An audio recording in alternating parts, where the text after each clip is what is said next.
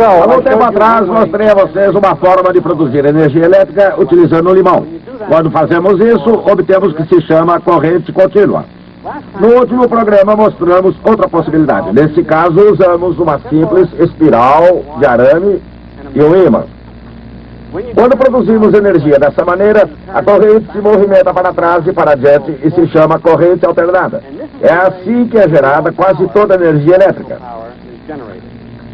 A melhor maneira de fazer isso não é movimentando a espiral para trás e para adiante, mas fazer com que gire de maneira uniforme no campo magnético. É assim que é gerada praticamente toda a energia elétrica. Mas é claro que para se produzir energia dessa maneira, é preciso energia para fazer girar a espiral contra as forças magnéticas e impulsionar a corrente. Isso é feito normalmente utilizando-se um motor térmico, uma turbina de gás acionada por um combustível fóssil, como petróleo, carvão ou gás, ou por um reator nuclear, ou até mesmo pela água num gerador hidroelétrico. Gostaria de mostrar a vocês como construir um desses, caso vocês um dia se encontrem numa ilha deserta e sejam obrigados a reconstruir a civilização a partir dos seus primórdios. É fácil, essa é uma roda d'água que funciona assim quando existe água para movimentá-la. Ao se movimentar, ela gira uma espiral entre os polos desse ímã permanente. A produção de eletricidade do gerador pode ser vista nesse osciloscópio, um aparelho que serve para medir a voltagem. Enquanto o traço no osciloscópio permanece horizontal, nada está acontecendo. Quando começamos a produzir energia elétrica, ele começa a subir e a descer. Dessa forma, tudo o que precisamos fazer para produzir eletricidade é abrir a água. Os que estiverem nas primeiras filas, abram os guarda-chuvas. Vamos lá. Aí está. Energia hidrelétrica. A energia hidrelétrica não foi criada pelos mortais, mas, há uns 100 anos atrás, um homem foi capaz de prever o seu enorme potencial. Quando criança, ele lera sobre as cataratas de Niágara e sonhara com uma roda acionada pelas suas águas. Um dia, o seu sonho assumiu a forma de uma gigantesca rede de energia elétrica, girando como um dínamo e impulsionando a moderna era industrial. O nome desse homem foi Nikola Tesla, e sua visão, na teoria e na prática, foram capazes de aproveitar a energia das cataratas de Niágara, baseando-se no princípio das correntes alternadas. A corrente alternada, AC, é uma corrente oscilante. Ela é produzida por uma voltagem que aumenta e diminui, positiva e negativa, como uma onda sinusoidal. Mas, como Nikola Tesla descobriu, a definição de corrente alternada era apenas o início de seus altos e baixos. Ele desejava que a corrente alternada acionasse tudo sobre a face da Terra, mas na vida real, no mundo dos negócios, a ideia encontrou uma grande resistência. Desde o início, ele foi contra a energia elétrica de Thomas Alva Edison e dos defensores da corrente contínua. A corrente contínua DC é um fluxo constante de eletricidade. Em termos ideais, sua voltagem é constante e igual à corrente, também constante, multiplicada pela resistência efetiva do circuito. Naturalmente, no que se refere à questão básica da corrente alternada versus corrente contínua, Edison e Tesla estavam em ondas diferentes. E no que se tornaria conhecida como a Guerra das Correntes, as linhas de batalha seriam bem definidas. Mas a batalha foi muito além do domínio relativamente seguro da teoria científica. Muitos outros interesses estavam em jogo. Fortunas eram conquistadas e perdidas. Homens poderosos e ideias avançavam e retrocediam. Mas o que estaria realmente por trás de tudo isso? Tesla chegou a Nova York em 1884, um imigrante de 29 anos, procedente da Europa Oriental. Tesla tinha um livro de poesia, falava fluentemente uma dúzia de línguas e não tinha um tostão no bolso. Mas trazia uma carta de apresentação para Thomas Edison, que lhe deu um emprego de projetista de dínamos em sua fábrica. Naturalmente havia uma condição. Os dínamos deveriam ser de corrente contínua. E como, obviamente, Tesla estava decidido a transformar a corrente alternada no padrão internacional, sua carreira com Thomas Edison só podia tomar um rumo.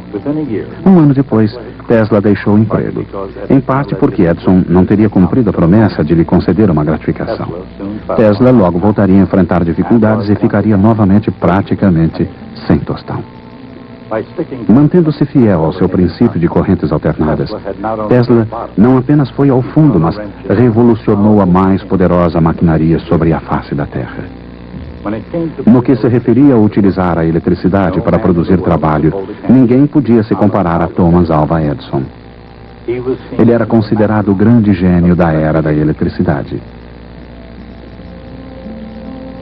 Como presidente da companhia que se tornaria a General Electric, Edison não foi chamado de Napoleão simplesmente porque a atriz Sarah Bernhardt achava os dois parecidos. Até hoje, o seu quartel-general, o Laboratório Edison, em Menlo Park, Nova Jersey, permanece vivo na imaginação do público. Numa homenagem merecida, o laboratório foi totalmente remontado em todos os seus detalhes e preservado no Museu Henry Ford, em Greenfield Village, Dearborn, Michigan.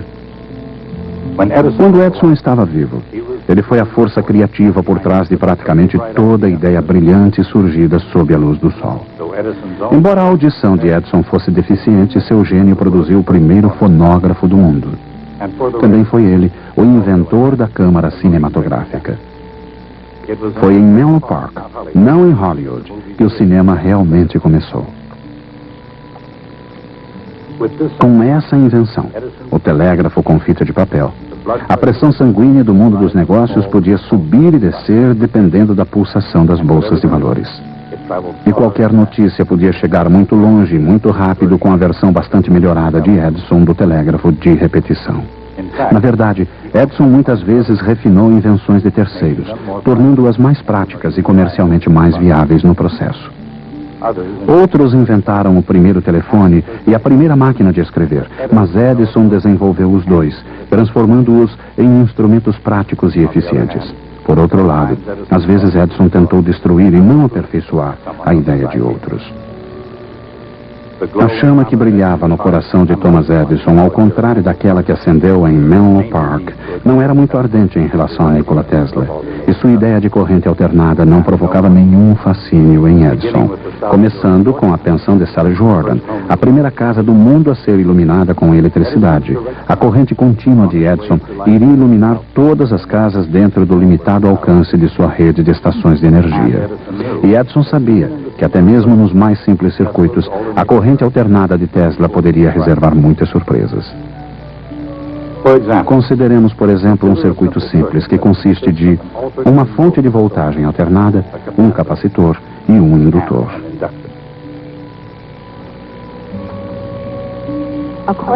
De acordo com as regras matemáticas de Gustav Kirchhoff, o aumento de voltagem na fonte, que jamais é superior a E0, é igual à soma das quedas de voltagem ao longo do circuito.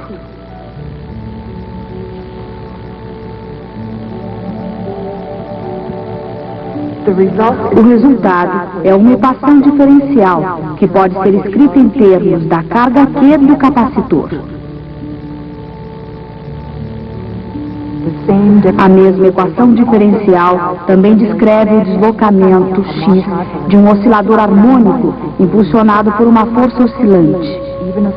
Mesmo uma pequena força, jamais superior a F0, e na frequência correta, produz oscilações cada vez maiores.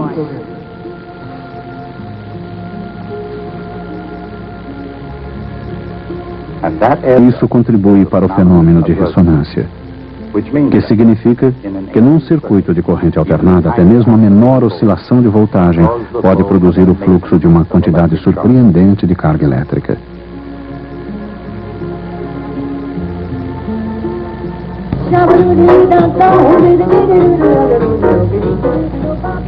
E claro que num sistema mecânico, os resultados da ressonância podem ser desastrosos. Mas às vezes, a ressonância elétrica é necessária para se obter o tom adequado. Tesla foi, na verdade, o primeiro a descrever uma rede de circuitos ressonantes afinados e antenas erguidas que constituem exatamente a maneira pela qual os sinais de rádio e televisão são transmitidos e recebidos. Uma determinada estação de televisão é sintonizada dentre todas as outras porque um circuito de corrente alternada é afinado de maneira precisa em ressonância com a frequência da transmissão. Isso se aplica tanto ao rádio quanto à televisão. E a ressonância elétrica ocorre porque, matematicamente, capacitores e indutores agem de certa forma como molas e massas. Por exemplo, quando um capacitor começa a carregar, ele produz uma voltagem que se opõe à carga. Em outras palavras, um capacitor se opõe à variação de sua carga positiva ou negativa da mesma maneira como uma mola se opõe à expansão ou compressão. Por outro lado, quando se aplica uma voltagem a um indutor, demora um pouco para que a corrente se movimente ou pare novamente. Assim, um indutor se opõe à variação da corrente da mesma maneira como uma massa inercial presa a uma mola se opõe à variação da velocidade.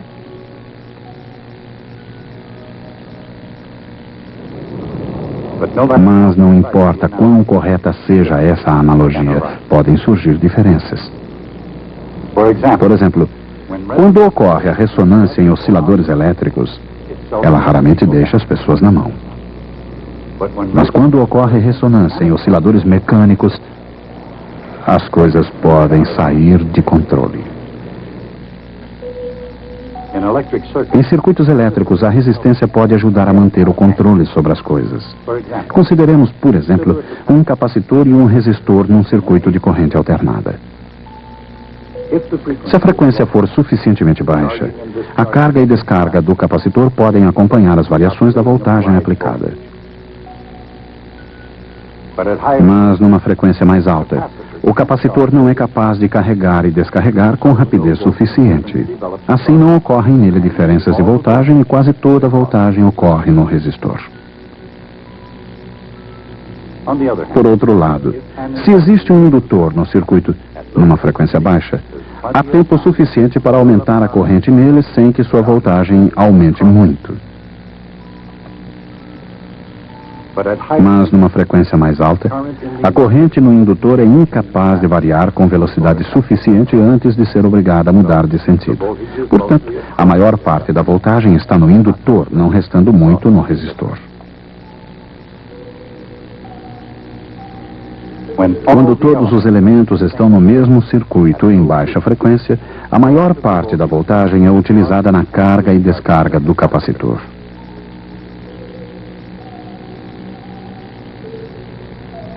Numa frequência mais alta, a maior parte da voltagem é usada na tentativa de alterar a corrente no indutor. De fato, numa frequência muito alta, o indutor virtualmente impede o fluxo de qualquer corrente. Mas quando a frequência é correta, em outras palavras, na frequência ressonante, flui uma corrente bastante grande. O capacitor carrega e descarrega. A corrente se forma e inverte no indutor, enquanto o resistor queima energia suficiente para manter as oscilações sob controle. É claro que a Edison Company ainda mantinha o controle sobre a indústria da eletricidade. E para manter esse controle, impuseram grande resistência aos poderes cada vez maiores da corrente alternada. Assim, para ganhar a guerra das correntes, Tesla precisava de alguém que se levantasse contra as forças de Thomas Edison. É aí que entra em cena George Westinghouse. Westinghouse, o legendário industrial de Pittsburgh, foi um inventor que se tornou comerciante. Mas ao contrário de Edison, ele não só falava com entusiasmo sobre as correntes alternadas, mas decidiu investir dinheiro nelas, comprando as patentes de Tesla para a fabricação de um motor de indução polifásico. Em 1888, a Guerra das Correntes se intensificava. Enquanto Westinghouse apoiava as ideias de Tesla, a maquinária bem lubrificada de Edison entrava em alta marcha. Houve campanhas difamatórias e, segundo alguns, golpes sujos. Mas um dia, no entanto, as mentes acabaram se encontrando.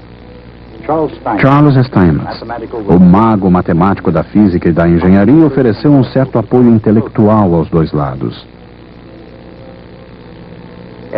Edison e Tesla puderam até mesmo trabalhar juntos, embora não por muito tempo, e jamais enquanto Tesla manteve a vantagem da corrente alternada.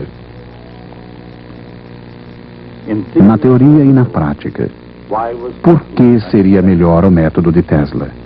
Naturalmente, a razão pela qual uma usina produz eletricidade é para poder transmitir essa energia a algum lugar através de fios, para as casas, para os escritórios, ou qualquer lugar onde haja necessidade dela. Mas a energia é igual à corrente vezes a voltagem. Assim, a mesma energia pode ser transmitida, qualquer que seja a energia, com alta corrente e baixa voltagem, ou com baixa corrente e alta voltagem. Qual é melhor? Lembre-se, o cabo transmissor tem uma certa resistência, e quanto maior a distância, maior a resistência, porque a resistência de um fio é proporcional ao seu comprimento. E é claro que a corrente passando pela resistência causa calor, que é calculado pelo produto da corrente ao quadrado pela resistência. Isto representa calor dissipado. Para a companhia geradora e para o consumidor, isso significa uma energia gerada e não disponível na outra extremidade do processo. Como a corrente I é igual a P sobre V, esse calor é P ao quadrado vezes R dividido por V ao quadrado. Então, para uma dada potência e resistência, quanto maior a voltagem, menor a energia perdida no percurso. Em outras palavras, o segredo da transmissão eficiente de energia é transmiti-la na voltagem mais alta possível. Numa moderna rede de energia elétrica, a energia é transmitida regularmente através de milhares de quilômetros com centenas de milhares de volts. Mas não importa como ela é utilizada, o usuário deseja que todos esses watts lhe cheguem numa voltagem segura e prática. E isso só é possível se a energia elétrica puder ser transformada em alta voltagem, o que é necessário para fazer a longa viagem até o consumidor e de voltar em baixa voltagem para a utilização no fim da linha. A tarefa de aumentar e diminuir a voltagem é uma tarefa difícil de se realizar com a corrente contínua, mas com a corrente alternada essa tarefa é relativamente simples. Quando a corrente alternada passa através de uma espira ou espiral, ela produz um fluxo magnético em constante mutação.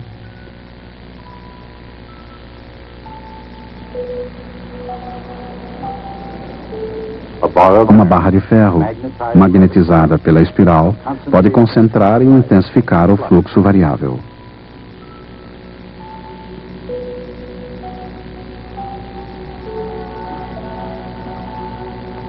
De fato, um anel de ferro pode conter todo o fluxo. E se adicionarmos um circuito secundário ao anel, uma voltagem será induzida nele à medida em que o fluxo o atravessa. Essa voltagem é proporcional ao número de espiras em torno do núcleo de ferro. É óbvio, portanto, que a voltagem da energia transmitida ao circuito secundário pode ser aumentada ou diminuída em relação à voltagem do circuito primário. Assim, embora a energia que saia seja quase igual à energia que entra, ela pode ser elevada até uma alta voltagem para a transmissão a longa distância e reduzida a baixa voltagem para a utilização segura pelo usuário. Esse princípio é exatamente a maior vantagem da corrente alternada de Tesla em relação à corrente contínua de Edison.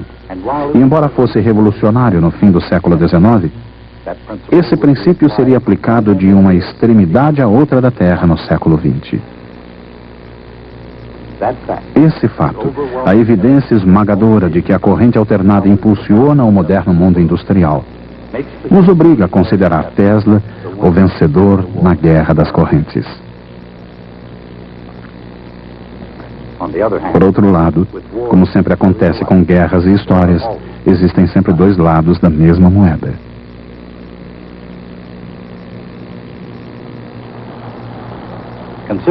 Considerando-se a enorme contribuição de Edison ao mundo da ciência e da engenharia, será que podemos realmente dizer que um lado ganhou e o outro perdeu? Afinal, Edison já tinha um número razoável de patentes. Antes de Tesla, Edison construiu seus próprios geradores, um após o outro, cada um mais potente que o anterior. Mas o mesmo aconteceu com Tesla. E da mesma forma como Edison, Tesla também construiu turbinas e motores. No entanto, e essa foi a grande diferença, os geradores de Edison só eram capazes de iluminar coisas não muito distantes de sua rede de geradores, enquanto que o sistema de corrente alternada de Tesla podia ultrapassar de muito antiga vizinhança. Com uma rede de linhas de energia cada vez maior, a corrente alternada pôde ser levada de uma costa a outra do país e a qualquer lugar entre elas. De qualquer maneira, o lugar de Thomas Edison na história já estava garantido. Em Menlo Park, Nova Jersey, sua mente continua tão ágil quanto sua câmara cinematográfica. Como inventor americano, ninguém, desde Benjamin Franklin, foi tão longe como Thomas Edison. Mas à sua maneira, Nikola Tesla foi ainda mais longe. Muito antes de se tornarem realidades, Tesla imaginou os tubos de vácuo revestidos com fósforo e tubos de vidro cheios de gás, luzes fluorescentes e neon. E anos antes do surgimento dos irmãos Wright, Tesla afirmou que para que a aviação pudesse obter sucesso, ela deveria utilizar um metal quase desconhecido na época: o alumínio. E enquanto Guglielmo Marconi era aclamado pela imprensa popular como o inventor do rádio, Nikola Tesla obteve o crédito pela invenção, assim como o veredito final dos tribunais. E por falar em crédito, dizem que Tesla não obteve o reconhecimento por muitas invenções originais. Em resumo, não se pode negar que Tesla foi um dos cientistas mais dinâmicos que já existiram. Nem que sua mente fosse fértil e sua inventividade única. Mas Tesla, mais interessado em invenções do que em publicações científicas, manteve grande parte de sua metodologia na memória. Talvez seja por isso que a comunidade científica tenha permanecido reticente ou dedicado poucos elogios a Tesla durante muitos anos. De qualquer maneira, ele recebeu o título de doutor honoris causa das universidades de Columbia e Yale. E um dia, sem ironia premeditada, foi até mesmo agraciado com a medalha Edison, o prêmio de maior prestígio, cujo nome é uma homenagem ao próprio Thomas Edison.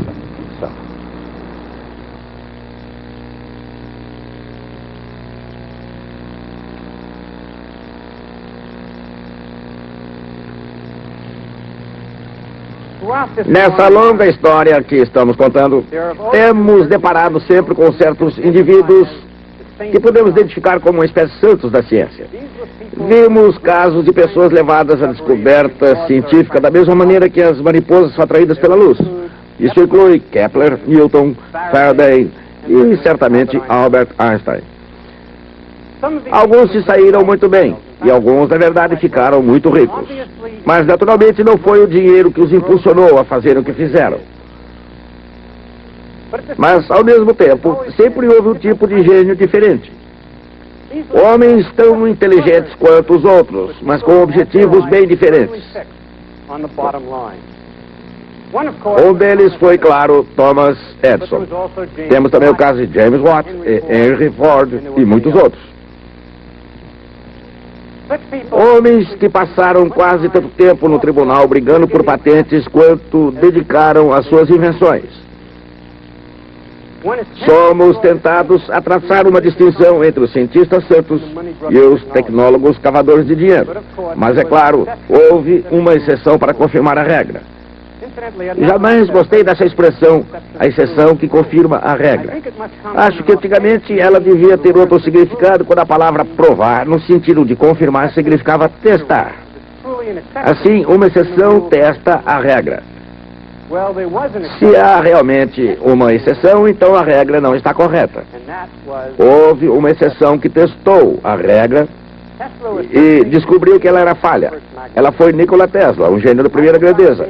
Se Michael Faraday foi capaz de imaginar o espaço cheio de linhas e força constante, Nikola Tesla foi capaz de imaginar geradores multifásicos e motores multifásicos, todos ligados com circuitos elétricos complexos. E quando um dia eles foram possíveis, todos funcionaram com perfeição, exatamente como ele havia imaginado. Muitas vezes Tesla amealhou e perdeu fortunas. E muitas vezes recusou empregos confortáveis com gordos salários para ficar sozinho e poder pensar e inventar. Podemos dizer de Tesla, como de Leonardo da Vinci, que ele foi um verdadeiro santo da engenharia. Tesla morreu quase esquecido e quase na miséria em Nova York. Mas foi Nikola Tesla, pelo menos tanto quanto Thomas Edison, que moldou a natureza do mundo em que vivemos hoje. Até a próxima.